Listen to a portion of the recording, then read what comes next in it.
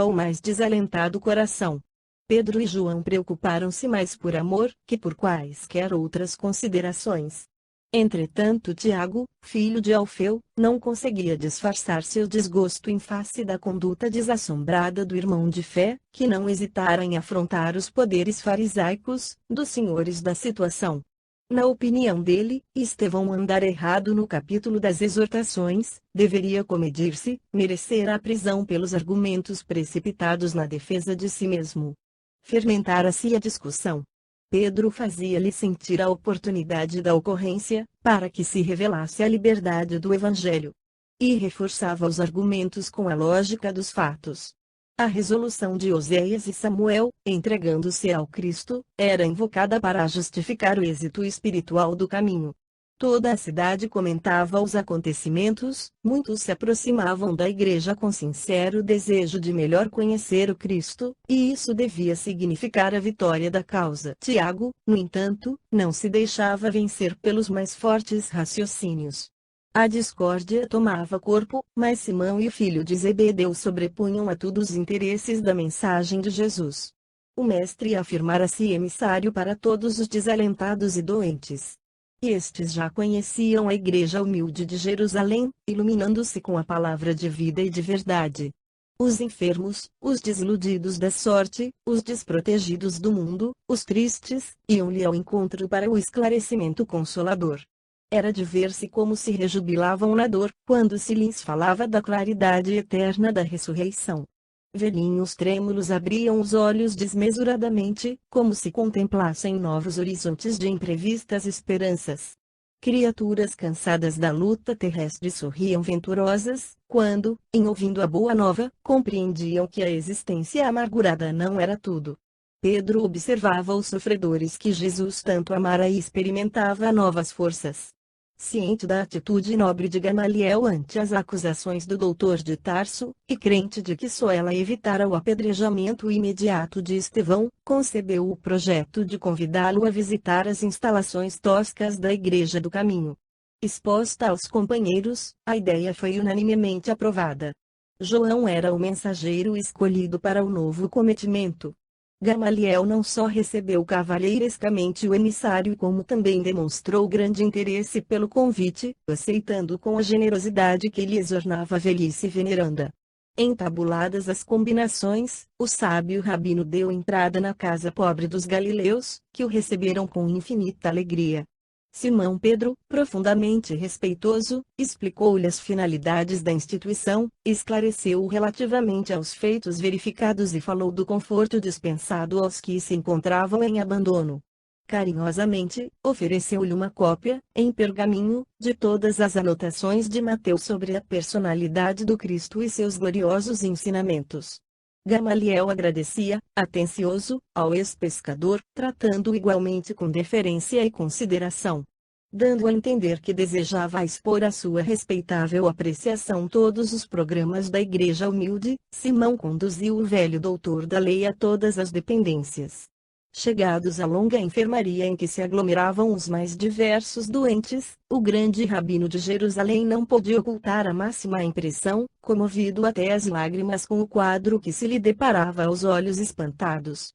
Em leitos acolhedores via anciães de cabelos nevados pelos invernos da vida, e crianças esquálidas cujos olhares agradecidos acompanhavam o vulto de Pedro, como se estivessem na presença de um pai. Não dera ainda 10 passos em torno dos móveis singelos e limpos, quando estacou à frente de um velhinho de miserável aspecto. Imobilizado pela enfermidade que o prostrara, o pobre enfermo pareceu reconhecê-lo igualmente. E o diálogo se travou sem preâmbulos. Samônio, tu aqui? Interrogou Gamaliel admirado. Pois será possível que abandonasse Cesareia? Ah, sois vós, senhor, respondeu o interpelado com uma lágrima no canto dos olhos. Ainda bem que um dos meus compatrícios e amigos chegou a observar minha grande miséria. O pranto embargou-lhe a voz, impedindo de continuar. Mas, os teus filhos? E os parentes? Na posse de quem estão tuas propriedades da Samaria? Perguntava o velho mestre perplexo. Não chores, Deus tem sempre muito para nos dar. Decorrida longa pausa em que Samônio pareceu coordenar as ideias para explicar-se, conseguiu limpar as lágrimas e prosseguir: Ah, Senhor, como Jobe, vi meu corpo apodrecer entre os confortos de minha casa, Jeová em sua sabedoria reservava-me longas provanças. Denunciado como leproso, em vão solicitei socorro dos filhos que o Criador me concedeu na mocidade. Todos me abandonaram. Os familiares deram-se pressa em partir deixando-me sozinho. Os amigos que se banqueteavam comigo, em Cesareia, fugiram sem que os pudesse ver. Fiquei só e desamparado. Um dia, para suprema desesperação da minha desdita, os executores da justiça procuraram-me para notificar a sentença cruel. Combinados entre si, a conselho da iniquidade, meus filhos destituíram-me de todos os bens, assenhorearam-se de minhas posses e dos títulos em dinheiro, que representavam a esperança de uma velhice honesta. Por fim e para cúmulo de sofrimentos, conduziram-me ao vale dos imundos, onde me abandonaram como se fora um criminoso sentenciado à morte.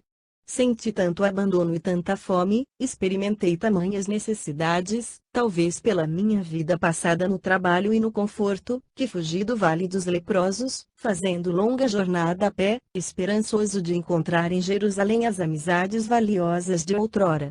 Ouvindo o relato doloroso, o velho mestre tinha os olhos úmidos.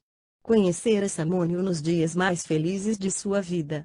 Homenageado em sua residência, de passagem por Cesareia, espantava-se agora daquela angustiosa indigência. Depois de pequeno interregno em que o doente procurava enxugar o suor e as lágrimas, com voz pausada continuou: empreendi a viagem, mas tudo conspirou contra mim. Em breve os pés chagados não podiam caminhar. Arrastava-me como podia, cheio de cansaço e sede, quando um carroceiro humilde, apiedado, me colheu e trouxe a esta casa, onde a dor encontra um consolo fraternal. Gamaliel não sabia como externar sua surpresa, tal a emoção que lhe vibrava no íntimo. Pedro, igualmente, estava sensibilizado. Acostumando-se à prática do bem sem cogitar jamais dos antecedentes do socorrido, via no caso uma confortadora revelação do amoroso poder do Cristo. O grande rabino estava atônito diante do que ali via e ouvia. Com a sinceridade que lhe era peculiar, não podia dissimular sua amizade agradecida ao pobre enfermo, mas, sem recursos para retirá-lo daquele pobre albergue, via-se na contingência de estender seu reconhecimento a Simão Pedro e demais companheiros do ex-pescador de Cafarnaum. Só agora reconhecia que o judaísmo não havia cogitado desses pousos de amor. Encontrando ali o amigo leproso, desejou sinceramente ampará-lo. Mas como pela primeira vez pensou na dolorosa eventualidade de enviar um ente amado ao vale dos imundos. Ele que aconselhara esse recurso a tanta gente, ali estava considerando, agora, a situação de um amigo querido. O episódio abalava profundamente procurando evitar raciocínios filosóficos, de modo a não cair em conclusões apressadas, falou com doçura: sim, tens razão para agradecer o esforço dos teus benfeitores e também a misericórdia do Cristo, acentuou o doente com uma lágrima. Creio, agora, que o generoso profeta de Nazaré, com o testemunho de amor que nos trouxe, é o Messias prometido. O grande doutor compreendeu o êxito da nova doutrina. Aquele Jesus desconhecido, ignorado da sociedade mais culta de Jerusalém, triunfava no coração dos infelizes, pela contribuição de amor desinteressado que trouxera aos mais deserdados da sorte. Compreendeu, ao mesmo tempo, a discrição que se lhe impunha naquele meio humilde, atentas às suas responsabilidades na vida pública. Precisando prosseguir na conversa, por testemunhar o seu altruísmo e piedade, advertiu com um sorriso: acredito que Jesus de Nazaré, de fato, foi um modelo de renúncia à prol de ideias que, até hoje, não pude perquirir ou compreender, mas daí a considerá-lo o próprio Messias. Essas palavras reticenciosas davam a compreender o escrúpulo do seu coração delicado, entre a lei antiga e as novas revelações do Evangelho. Simão Pedro assim entendeu e, debalde, procurava um meio para desviar a palestra noutro rumo. O próprio Samônio, porém, como tutelado do mestre, foi em auxílio do apóstolo, redarguindo a Gamaliel com observações ponderadas e justas. Se eu estivesse com saúde, plenamente identificado com a família e no gozo dos bens que conquistei com esforço e trabalho, talvez duvidasse também dessa realidade confortando-o. Mas estou prostrado, esquecido de todos e sei quem me deu mão amiga. Como israelitas, amantes da lei de Moisés, temos esperado um Salvador na pessoa mortal de um príncipe do mundo. Contudo, essa crença há de prevalecer para uma situação passageira. São ilusórios preconceitos, esses que nos levam a induzir uma dominação de forças perecíveis. A enfermidade, porém, é conselheira carinhosa e esclarecida. De que nos valeria um profeta que salvasse o mundo para depois desaparecer entre as misérias anônimas de um corpo apodrecido? Não está escrito que toda a iniquidade perecerá. E onde está o príncipe poderoso da terra que domine sem a garantia das armas? O leito de dor é um campo de ensinamentos sublimes e luminosos. Nele, a alma exausta vai destinando no corpo a função de uma túnica. Tudo que se refira à vestimenta vai perdendo, consequentemente, de importância.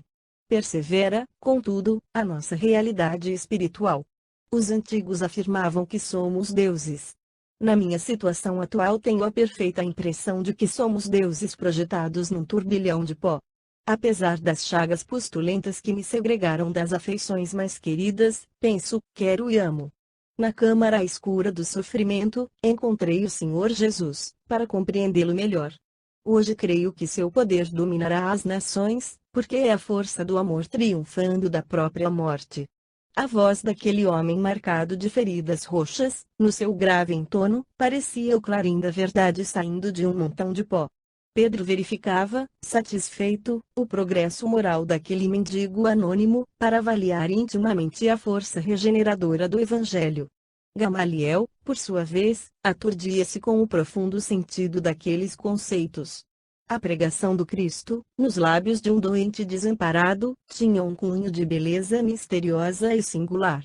Samônio falara no tom de quem tivera experiências diretas de um encontro real com o profeta Nazareno. Buscando afastar qualquer possibilidade de controvérsia religiosa, o generoso rabino sorriu e acrescentou: reconheço que falas com muita sabedoria. Se é incontestável que estou numa idade em que não seria útil alterar os princípios, não posso manifestar-me contrário às tuas suposições, pois estou bem de saúde, gozo o carinho dos meus e tenho vida tranquila. Minha faculdade de julgar, portanto, tem de operar noutro rumo. Sim, é justo, retrucou Samônio, inspirado, por enquanto não estás precisando de um Salvador. Eis porque o Cristo afirmava que viera para os doentes e para os aflitos. Gamaliel compreendeu o alcance dessas palavras que davam para meditar uma vida inteira. Sentiu os olhos úmidos. A observação de Samônio penetrara-lhe fundo o coração sensível de homem justo. Percebendo, todavia, que necessitava de prudência para não confundir os sentimentos do povo, atento ao cargo oficial que ocupava, esboçou um manso sorriso para o interlocutor, bateu-lhe levemente no ombro, e com acento de fraternal sinceridade acentuou: talvez tenhas razão. Estudarei o teu Cristo. E lembrando o pouco tempo de que dispunha, recomendou o amigo a Simão, despedindo-se num abraço, para acompanhar o apóstolo de Cafarnaum às últimas dependências. Antes de se retirar, o sábio rabino felicitou os companheiros de Jesus pela obra que realizavam na cidade, e, compreendendo a delicadeza de sua missão num ambiente por vezes tão hostil, aconselhou a Pedro não esquecer, na Igreja do Caminho, todas as práticas exteriores do judaísmo. Seria justo, ao seu ver, que se cuidasse da circuncisão de todos os que lhe batessem a porta, que evitassem as viandas impuras, que não olvidassem o templo e seus princípios. Gamaliel sabia que os galileus não seriam isentos de perseguição, ainda mais tratando-se de uma organização iniciada por alguém que fora condenado à morte pelo Sinédrio. Com aqueles conselhos, visava parar os golpes da violência, que, cedo ou tarde, haveriam de chegar. Pedro, João e Tiago agradeceram sensibilizados à carinhosa admoestação e o velho doutor regressou ao lar, fundamente impressionado com as lições do dia, levando consigo os apontamentos de Mateus, que se pôs a ler imediatamente. Mais 2 dias decorreram e as perseguições capitaneadas por Saulo de Tarso começaram a sacudir Jerusalém em todos os setores de suas atividades religiosas. Oséias, Marcos e Samuel Natan foram presos, sem nota de culpa, a fim de responderem a rigoroso inquérito. Os cooperadores do movimento organizaram longas nominatas dos israelitas mais destacados que frequentavam as reuniões da Igreja do Caminho. O moço de Tarso determinara que se abrisse inquérito geral. Entretanto, como desejava dar uma demonstração de desassombro aos adversários, julgou que deveria iniciar as prisões de maior importância, depois do encarceramento de Oséias e Samuel, no reduto mesmo dos galileus obscuros, que haviam ousado afrontar a sua autoridade. Foi pela manhã de um dia muito claro, que o futuro rabino, cercado de alguns companheiros e soldados, bateu à porta da casa humilde, fazendo o grande alarde dos fins de sua visita insidiosa. Simão Pedro em pessoa foi atendê-lo com grande serenidade nos olhos. Indisfarçável pavor estabeleceu-se entre os mais tímidos, porquanto 2 jovens que acompanhavam o apóstolo se incumbiram de correr ao interior e espalhar a notícia. És tu Simão Pedro, antigo pescador de Cafarnaum? Perguntou Saulo com certa insolência. Eu mesmo, respondeu com firmeza. Estás preso, disse o chefe da expedição num gesto de triunfo. E mandando que 2 dos companheiros se adiantassem, ordenou-fosse o apóstolo algemado incontinenti. Pedro não opôs a mínima resistência. Impressionado com o temperamento pacífico que os continuadores do Nazareno testemunhavam sempre, Saulo objetou com escárnio: o mestre do caminho deve ter sido um alto modelo de inércia e covardia. Ainda não encontrei qualquer indício de dignidade nos seus discípulos, cujas faculdades de reação parecem mortas. Recebendo em cheio tão acerba injúria, o ex-pescador respondeu serenamente: enganai-vos quando assim julgais. O discípulo do Evangelho é apenas inimigo do mal e, na sua tarefa, coloca o amor acima de todos os princípios. Além do mais, nós consideramos que todo jugo, com Jesus, é suave. O jovem tarsense, detentor de tão alto poderio, não dissimulou o mal-estar que a resposta lhe causava e, apontando o continuador de Jesus, disse a um dos homens da escolta: Jonas, toma conta dele. E, acentuando ironicamente as palavras, dirigiu-se aos demais com um gesto de desprezo para o apóstolo algemado, que o contemplava sereno. Embora surpreendido, não discutamos com este homem. Esta gente do caminho está sempre cheia de raciocínios absurdos. É preciso não perder tempo com a cegueira da ignorância.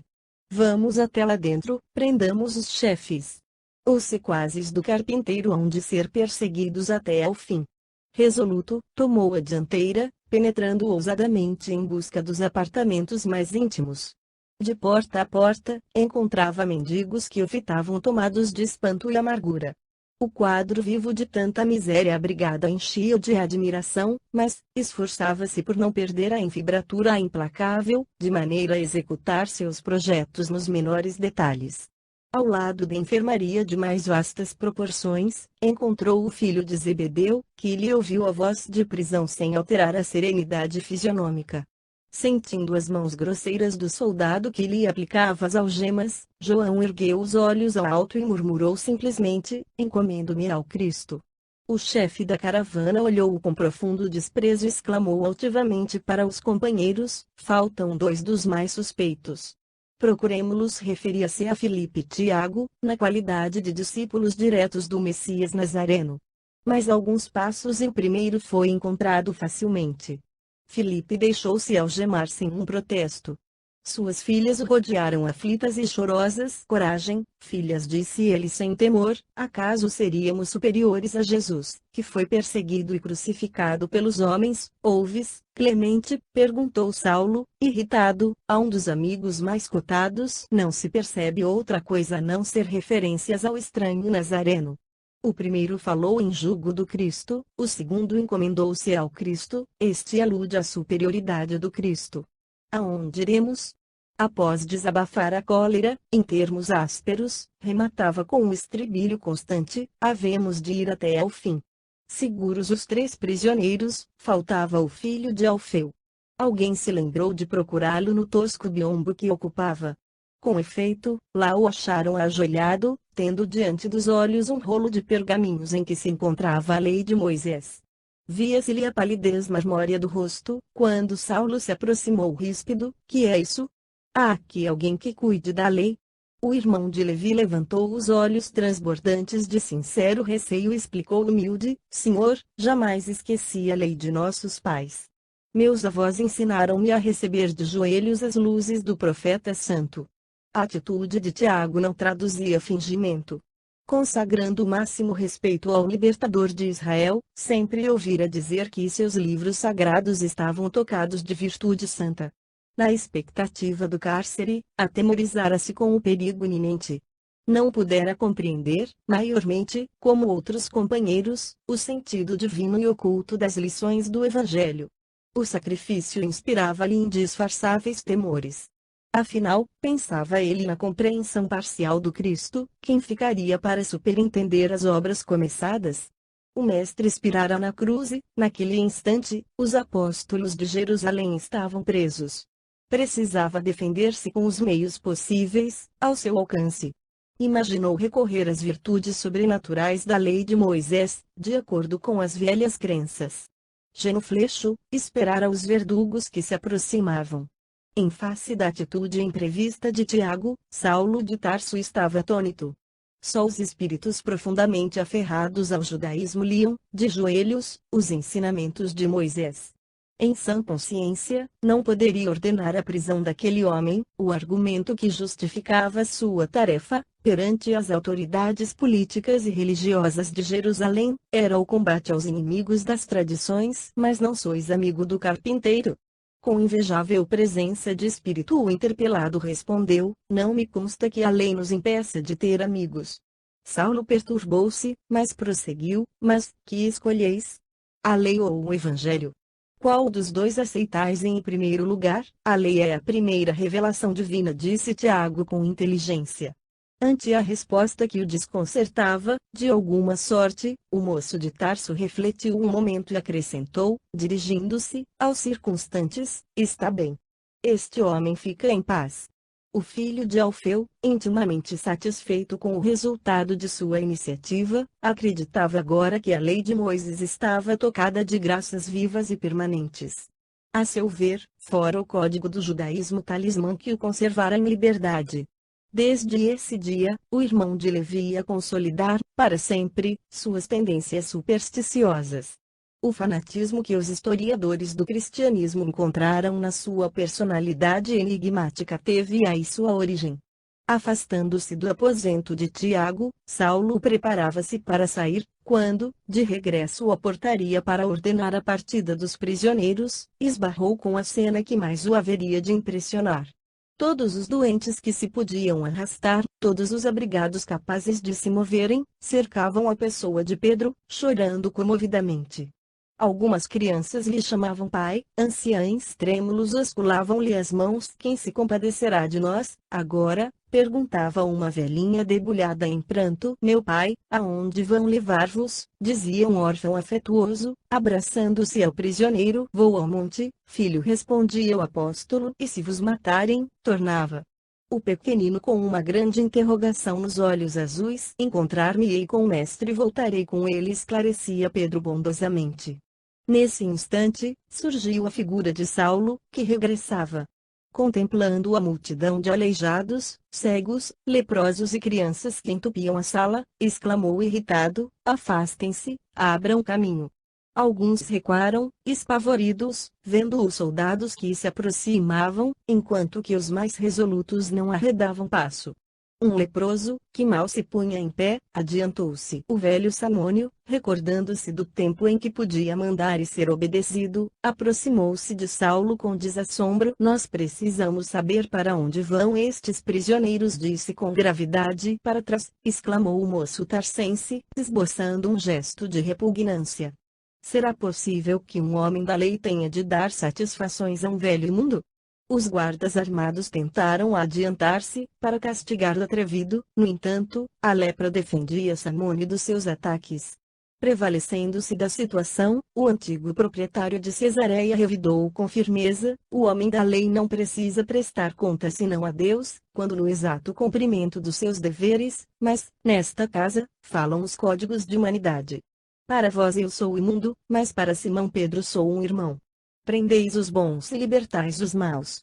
Onde a vossa justiça? Crede somente no Deus dos exércitos? É com trema indispensável saberdes que se o Eterno é o fator supremo da ordem, o Evangelho nos ensina a buscar em sua providência o carinho de um pai.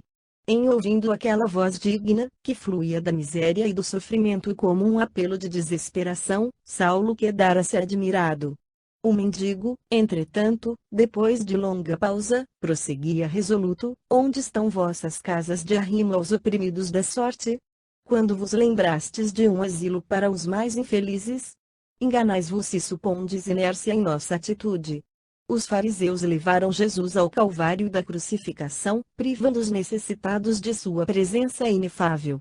Por haver praticado o bem, Estevão foi metido no cárcere. Agora, o Sinédrio requisita os apóstolos do caminho, retribuindo-lhes a bondade com a escuridão do calabouço. Mas estáis equivocados. Nós, os miseráveis de Jerusalém, haveremos de lutar convosco. De Simão Pedro nós disputaremos a própria sombra. Se vos negardes a atender nossas súplicas, importa lembrardes que somos leprosos. Envenenaremos vossos poços. Pagareis a perversidade com a saúde e com a vida. Nesse ínterim, não pôde continuar. Ante a expectação angustiosa de todos, Saulo de Tarso sentenciou ríspido: cala-te, miserável. Onde estou que te pude ouvir até agora? Nem mais uma palavra. E designando a um dos soldados, murmurou com desprezo: Sinésio, dá-lhe 10 bastonadas. É indispensável castigar-lhe a língua insolente e viperina. Ali mesmo, à vista de todos os companheiros que se retraíam amedrontados, Samônio recebeu o castigo sem balbuciar uma queixa. Pedro e João tinham os olhos úmidos.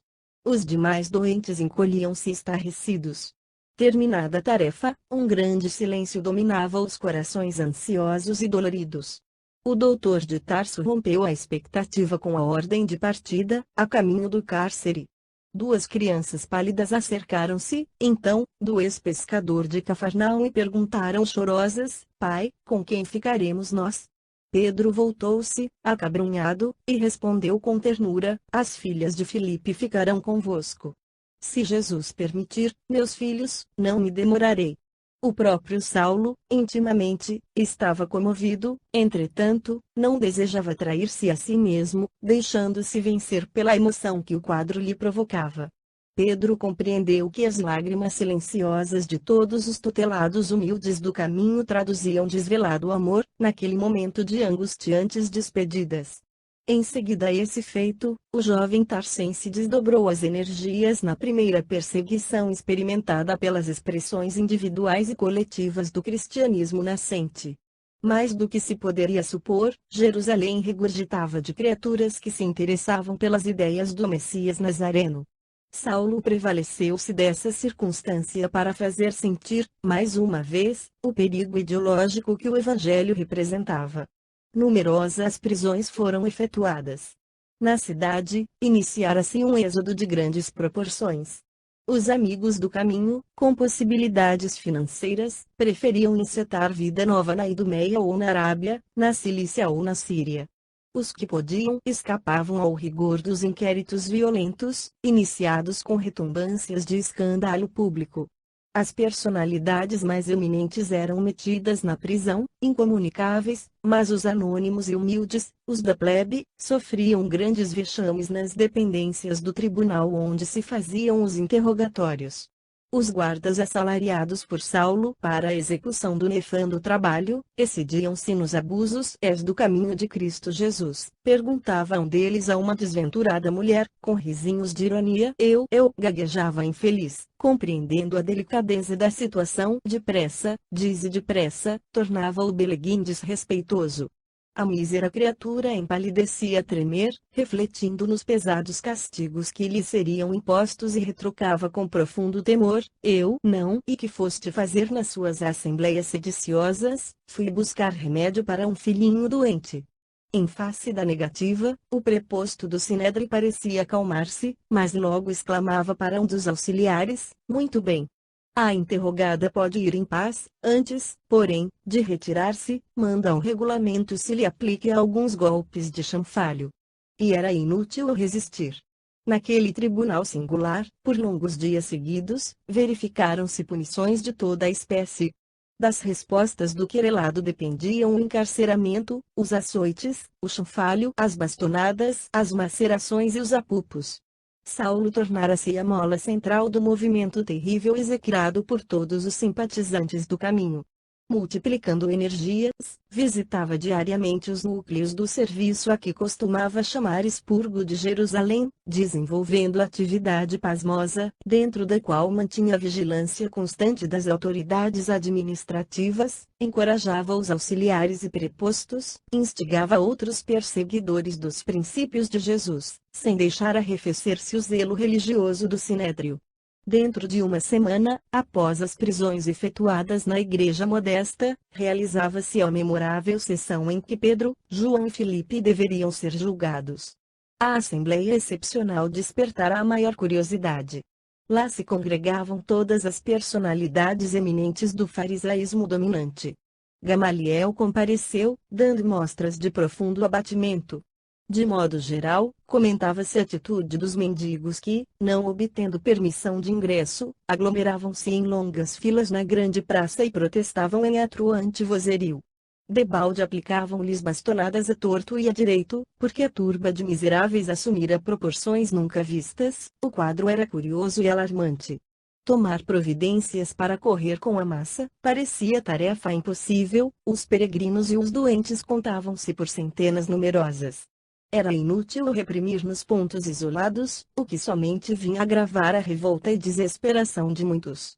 Em altos brados reclamavam a liberdade de Simão Pedro. Exigiam em tumulto a sua libertação, como se exigissem um legado de seu legítimo direito. No salão nobre, não só os assistentes comentavam o fato, mas também os juízes não dissimulavam profunda impressão. O próprio Anás contava o assédio de que vinha sendo objeto, por parte dos favorecidos de Jerusalém. Alexandre alegava que à sua residência afluíram centenas de aflitos a solicitar-lhe os bons ofícios a favor dos prisioneiros.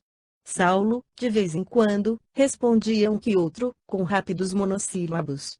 Sua fisionomia carregada traduzia propósitos inferiores relativamente ao destino dos apóstolos da Boa Nova, que lá estavam à sua frente, no fundo da sala, humildes, serenos, no banco dos criminosos comuns. Viu-se, então, que Gamaliel se detinha com o sumo sacerdote em conversação íntima, que durou alguns minutos e despertava grande curiosidade entre os colegas. Em seguida, o venerando doutor da lei chamou o ex-discípulo para um entendimento particular, antes de iniciarem os trabalhos. Os colegas perceberam que o rabino tolerante e generoso ia advogar a causa dos continuadores do Nazareno. Qual a sentença a ser proposta para os prisioneiros? Interrogou o velhinho com bondoso interesse, logo que se viram distanciados dos grupos rumorosos. Sendo eles galileus, disse Saulo enfático da sua autoridade, não lhes será conferido o direito da palavra no recinto, de maneira que já deliberei a punição que lhes cabe. Vou propor a morte dos três, com a de Estevão, pelo apedrejamento. Que dizes? Exclamou Gamaliel, surpreso. Não vejo outro recurso, disse o moço tarcense. Precisamos extirpar pela raiz os males que começam. Acredito que, se encararmos o movimento com tolerância, teremos o prestígio do judaísmo abalado por nossas próprias mãos. Entretanto, Saulo, replicou o velho mestre com profunda bondade, devo invocar o ascendente que tenho em tua formação espiritual, para defender estes homens da pena de morte. O moço caprichoso fez-se lívido. Não se habituara a transigir nos seus conceitos e decisões. Sua vontade era sempre tirânica e inflexível. Mas Gamaliel fora de todos os tempos o seu melhor amigo. Aquelas mãos rugosas lhe haviam ministrado os exemplos mais santos. Delas recebera vasto potencial de socorro em todos os dias da vida. Compreendeu que defrontava um obstáculo poderoso na consecução integral de seus desejos. O venerando rabino percebeu a perplexidade e logo insistiu: ninguém mais do que eu conhece a generosidade do teu coração e sou o primeiro a reconhecer que tuas resoluções obedecem ao zelo inexcedível na defesa de nossos princípios milenários, mas o caminho, Saulo, parece ter uma grande finalidade na renovação dos nossos valores humanos e religiosos. Quem, entre nós, se havia lembrado de amparar os infortunados com o provimento de um lar afetuoso e fraterno? Antes da tua diligência corretiva, visitei essa instituição singela e pude confortar-me na observação do seu excelente programa. O jovem doutor estava pálido, ouvindo tais conceitos, que, a seu ver, eram positivo sinal de fraqueza. Mas será possível, disse admirado, que também vós tenhais lido o Evangelho dos Galileus? Estou a lê-lo, confirmou Gamaliel sem titubear, e pretendo meditar mais demoradamente os fenômenos que ocorrem em nosso tempo. Presinto grandes transformações em toda parte. Tenciono retirar-me da vida pública em breves dias, a fim de tomar o caminho do deserto. É claro, porém, que estas minhas palavras devem ser guardadas por ti, em penhor de mútua confiança. Sumamente impressionado, o moço de Tarso não sabia o que responder. Presumia o mestre respeitável mentalmente prejudicado por excesso de lucubrações. O mestre, porém, como se lhe adivinhasse o pensamento, acrescentou: não me suponhas mentalmente debilitado. A velhice no corpo não me apagou a capacidade de pensar e discernir por mim mesmo. Compreendo o escândalo que se levantaria em Jerusalém se um rabino do Sinédrio modificasse publicamente as convicções mais íntimas. Mas é preciso convir que estou falando a um filho espiritual. E expondo, sinceramente, o meu ponto de vista, faço tão só para defender homens generosos e justos de uma sentença iníqua e indevida. Vossa revelação, exclamou Saulo de Roldão, decepciona-me profundamente. Conheces-me de menino e sabes que o homem sincero não se poderá preocupar com os que o elogiem ou o lamentem no cumprimento de um sagrado dever. E, imprimindo carinhoso acento à voz, acentuava solícito: não me faças ir contigo, nesta assembleia, aos debates públicos escandalosos e atentatórios da feição amorosa que toda verdade deve trazer consigo. Libertarás estes homens em atenção ao nosso passado de mútuo entendimento. É só o que te peço. Deixa-os em paz, por amor aos nossos laços afetivos. Daqui a alguns dias não precisarás conceder mais coisa alguma ao velho mestre. Serás meu substituto neste cenáculo, porquanto tenciono abandonar a cidade em breves dias. E como Saulo hesitasse, continuou: não precisarás refletir muito tempo.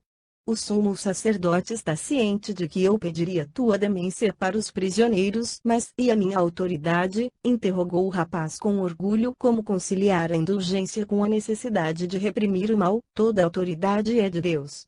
Nós somos simples instrumentos, meu filho. Ninguém se diminuirá por ser bom e tolerante. Quanto à providência mais digna, cabível no caso, é conceder liberdade a todos eles. Todos? Perguntou Saulo num gesto de grande admiração. Como não? Confirmou o venerável doutor da lei. Pedro é um homem generoso, Filipe é um pai de família extremamente dedicado ao cumprimento de seus deveres, João é um moço simples, Estevão se consagrou aos pobres. Sim. Sim, interrompeu o moço tarsense, concordo com a libertação dos 3 primeiros, com uma condição.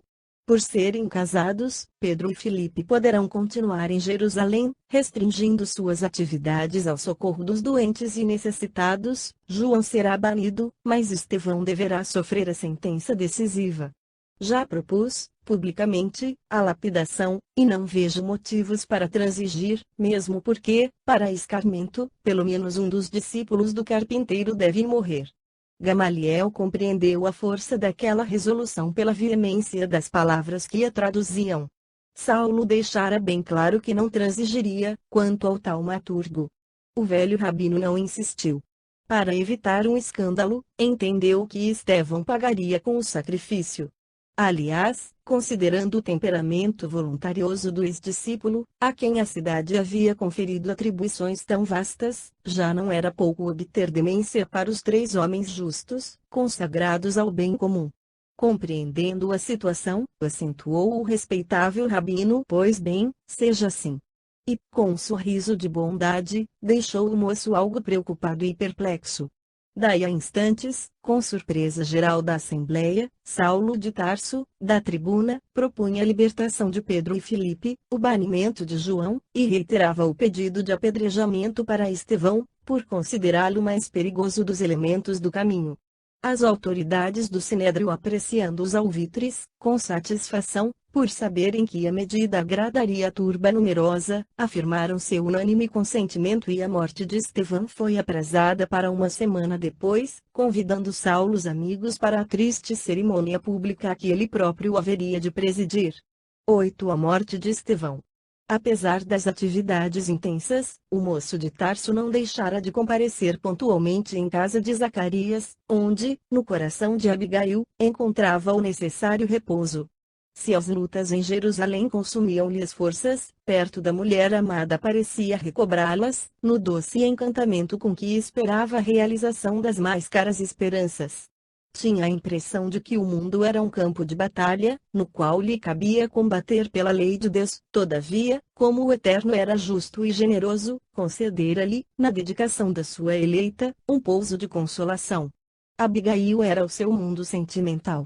As lutas de cada dia, as providências rigorosas que lhe impunha o cargo, a rigidez com que deveria tratar as questões confiadas ao seu foro, eram transvasadas no coração da noiva, cheio de amor, de piedade e justiça.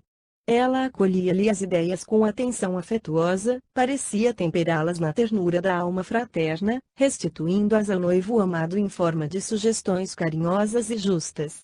Saulo habituara-se a esse precioso intercâmbio de cada dia. Quando lhe faltavam ao coração os brandos consolos da estrada de Jope, sentia-se perturbado pelos próprios sentimentos enérgicos e impulsivos. Abigail corrigia-lhe o espírito. Aparava as arestas do seu caráter violento e rude, cooperava para que se atenuasse o rigor das decisões autoritárias. Horas a fio o jovem tarsense embevecia-se a ouvi-la, como se os seus sentimentos de bondade fossem alimento suave para sua alma, que os raciocínios rígidos do mundo costumavam rescaldar.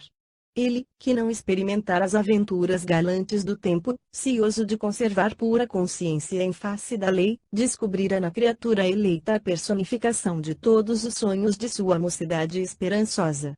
Na noite seguinte à memorável sessão do Sinédrio, Saulo de Tarso, abandonando todas as preocupações de ordem imediata, buscou mais ansioso a residência de Zacarias. As fadigas do dia abalavam-lhe as forças. Queria vencer rapidamente a distância, absorver-se no afeto da noiva, olvidar as preocupações que lhe ardiam na mente trabalhada pelos mais desencontrados raciocínios.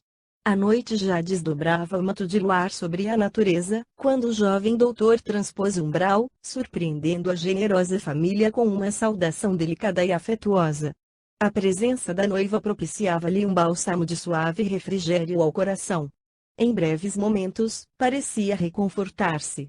Tomado de bom humor, agora que as energias interiores descansavam em brandas carícias, narrou entusiasticamente os últimos sucessos. Zacarias, como observador fiel da lei, dava-lhe razões de sobejo no caso das deliberações assumidas. A personalidade de Estevão foi discutida minuciosamente. O ex-discípulo de Gamaliel, naturalmente, esclareceu o assunto a seu modo, retratando o pregador do caminho como homem inteligente, por isso mesmo, perigoso, em virtude das ideias revolucionárias que o seu verbo fluente propagava. Abigail e Ruth escutavam silenciosas, enquanto os dois mantinham a palestra animada.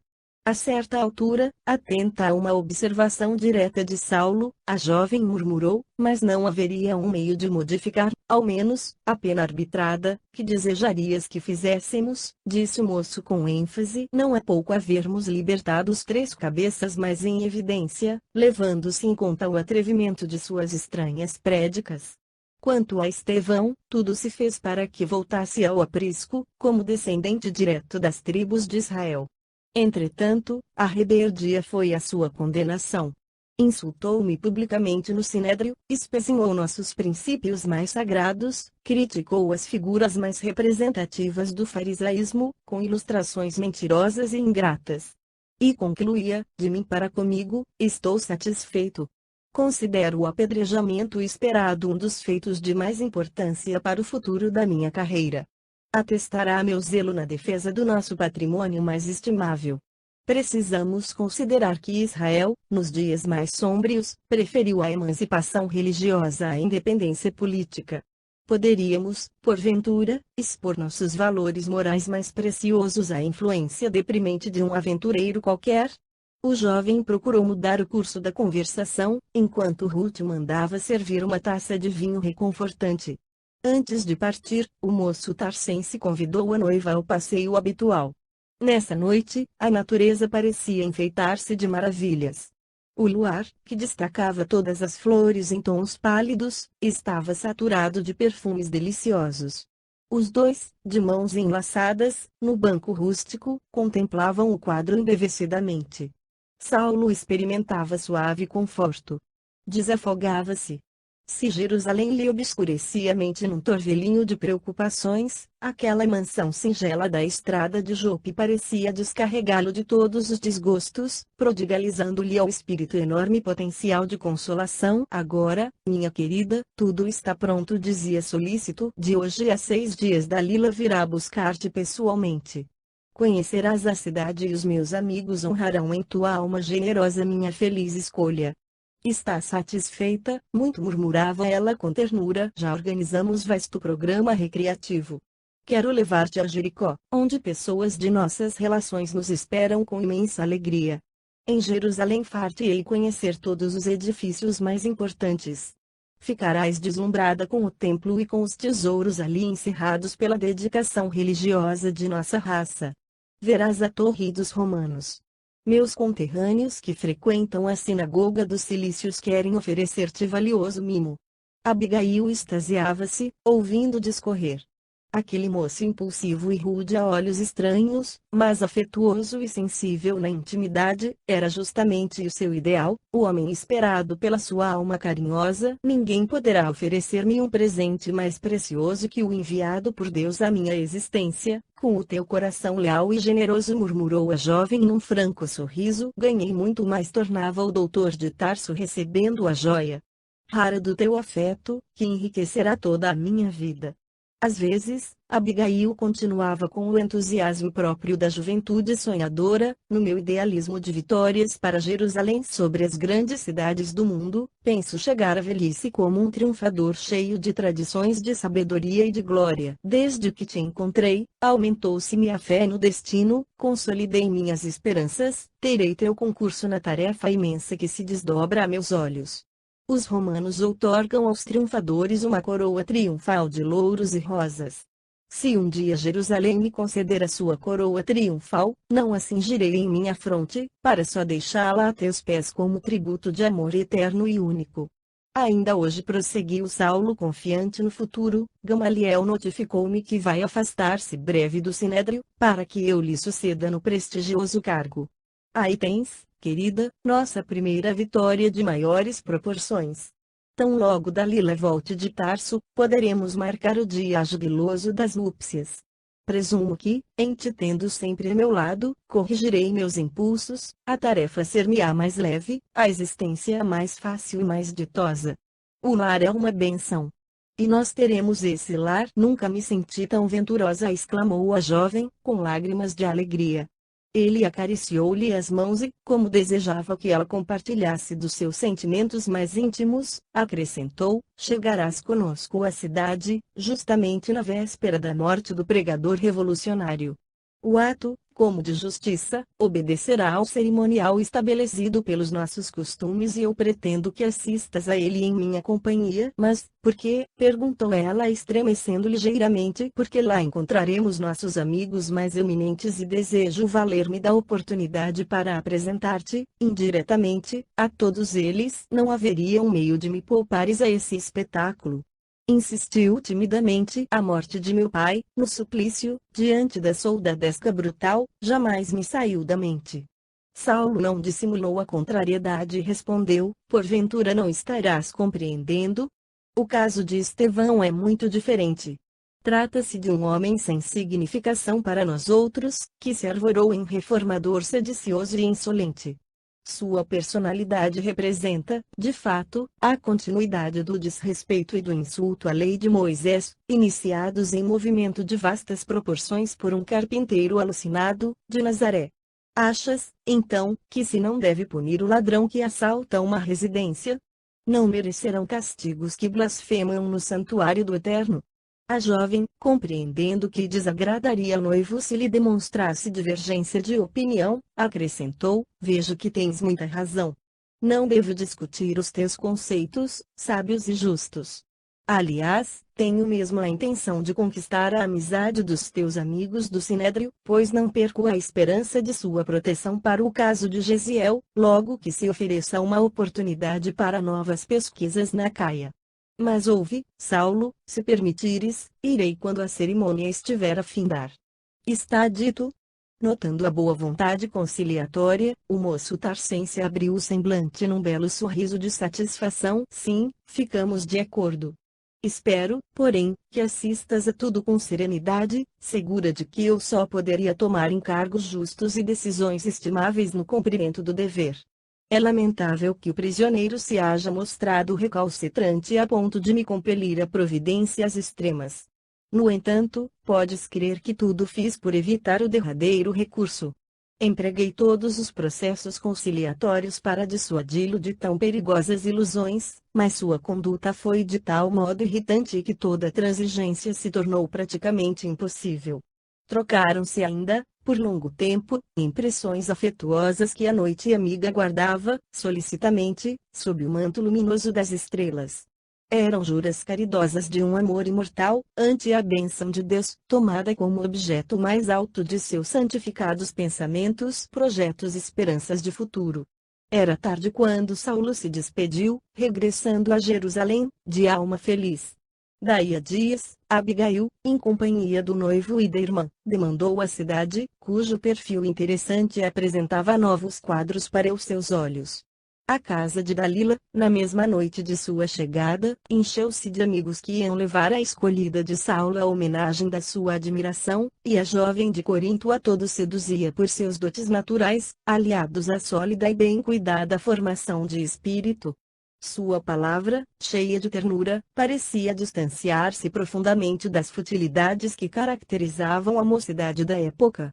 Sabia aplicar os mais delicados conceitos, no trato de todos os assuntos a que era convocada, tirando formosas ilações da lei e dos escritos sagrados, para definir a posição da mulher em face dos mais íntimos deveres na vida familiar. O doutor de Tarso sentia-se orgulhoso, ao notar a admiração geral em torno de sua personalidade vibrante e carinhosa.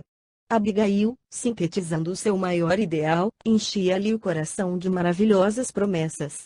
A surpresa dos amigos, que o felicitavam com o olhar, punha-lhe na alma ardente um júbilo novo. O dia seguinte rompeu claro e lindo. Ao sol rútilo de Jerusalém, Saulo despediu-se da noiva amada, por atender, ainda cedo, aos trabalhos do Sinédrio. Então, até logo, no templo, disse carinhosamente. No templo, perguntou Dalila admirada, abraçando-se a Abigail. Sim, explicou o solícito, Abigail irá assistir à parte final da punição de Estevão. Mas como? Interrogou ainda a jovem senhora. Mulheres na cerimônia, a lapidação se dará nas proximidades do altar dos holocaustos e não nos átrios sagrados, esclareceu. A meu ver, não haverá impedimento de representações femininas, e ainda que isso constitua resolução de última hora, a critério dos sacerdotes, a medida não poderá atingir decisão pessoal de minha parte. Eu desejo que Abigail participe do meu primeiro triunfo na defesa dos nossos princípios soberanos. Ambas sorriram, venturosas, observando-lhe as disposições excelentes. Em último recurso, Saulo disse a Abigail num gesto de tranquilidade e ternura: não deixes de oferecer ao condenado uma derradeira oportunidade para salvar-se da morte. Após 2 meses de cárcere, é possível que tenha refundido os sentimentos mais profundos. Pergunta-lhe, mais uma vez, se insiste em insultar a lei. O moço tarcense enviou-lhe um olhar satisfeito e reconhecido, jubiloso por verificar tanta grandeza de coração, e acentuou: assim farei. Nesse dia, desde muito cedo, o mais alto tribunal de Israel apresentava desusado movimento. A execução do pregador do caminho constituía objeto de largos comentários. Sobretudo os fariseus faziam questão de todos os informes. Ninguém queria perder o angustioso espetáculo. A igreja modesta de Simão Pedro, entretanto, não ousou aproximar-se para qualquer indagação. Saulo, como perseguidor declarado e usando das prerrogativas da investidura legal, mandara anunciar que nenhum adepto do caminho poderia assistir à execução a efetivar-se num dos grandes pátios do santuário. Longas filas de soldados foram dispostas na grande praça, para dispersar quaisquer grupos de mendigos que se formassem com intuitos desconhecidos e, desde as primeiras horas da manhã, numerosos pedintes de Jerusalém eram corridos das imediações a golpes de chanfalho. Depois do meio-dia, autoridades e curiosos reuniam-se, ávidos de sensação, no recinto do Sinédrio, em abafado vozerio. Aguardava-se o sentenciado, que chegou, finalmente, cercado de escolta armada, como se fora um malfeitor comum. Estevão apresentava-se bastante desfigurado, embora o semblante não traisse a peculiar serenidade. O passo tardio, o cansaço extremo, as equimoses das mãos e dos pés, patenteavam os pesados tormentos físicos que lhe eram infligidos à sombra do calabouço. A barba crescida alterava-lhe o aspecto fisionômico, todavia, os olhos tinham a mesma fulgurância de cristalina bondade. Em meio da curiosidade geral, Saulo de Tarso encarou satisfeito. Estevão pagaria, afinal, as incompreensões e os insultos. No instante aprazado, o doutor inflexível fez a leitura do libelo. Antes, porém, de pronunciar a sentença última, fiel ao que prometera, mandou que os soldados empurrassem o condenado até a sua tribuna. Enfrentando o pregador do Evangelho, sem qualquer expressão de piedade, interrogou com aspereza: estarias disposto, agora, a jurar contra o carpinteiro Nazareno? Lembra-te que é a última oportunidade de conservares a vida. Tais palavras, pronunciadas mecanicamente, soaram de modo estranho aos ouvidos do moço de Corinto, que as recebeu, na alma sensível e generosa, como novos dardos de ironia. Não insulteis o Salvador, disse o arauto do Cristo, com desassombro. Nada no mundo me fará renunciar à sua tutela divina. Morrer por Jesus significa uma glória, quando sabemos que ele se imolou na cruz pela humanidade inteira. Mas, uma torrente de impropérios cortava-lhe a palavra: basta. Apedrejemo-lo quanto antes. Morte ao mundo. Abaixo o feiticeiro. Blasfemo. Caluniador. A gritaria tomava proporções assustadoras. Alguns fariseus mais irritados, burlando os guardas, aproximaram-se de Estevão tentando arrastá-lo sem compaixão. Entretanto, ao primeiro puxão na gola rota, um pedaço da túnica rafada ficava-lhes nas mãos.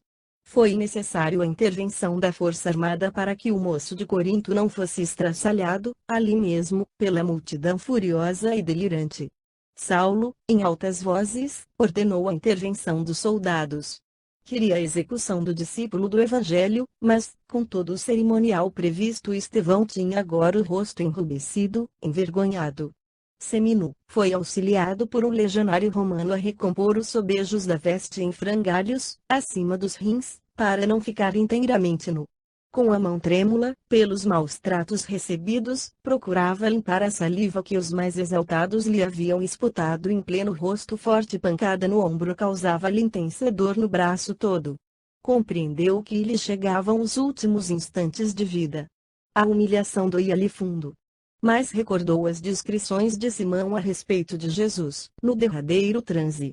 Em frente de Herodes Antipas, o Cristo sofrera dos israelitas idênticas ironias. Fora açoitado, ridicularizado, ferido. Quase nu, suportara todos os agravos sem uma queixa, sem uma expressão menos digna. Ele que amara os infelizes, que trabalhara por fundar uma doutrina de concórdia e de amor para todos os homens, que abençoara os mais desgraçados e os acolhera com carinho, recebera o galardão da cruz em suplícios imensuráveis. E Estevão pensou: quem sou eu e quem era o Cristo?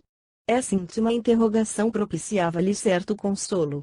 O príncipe da paz fora arrastado pelas ruas de Jerusalém, sob o escárnio das maiores injúrias, e era o Messias esperado, o ungido de Deus.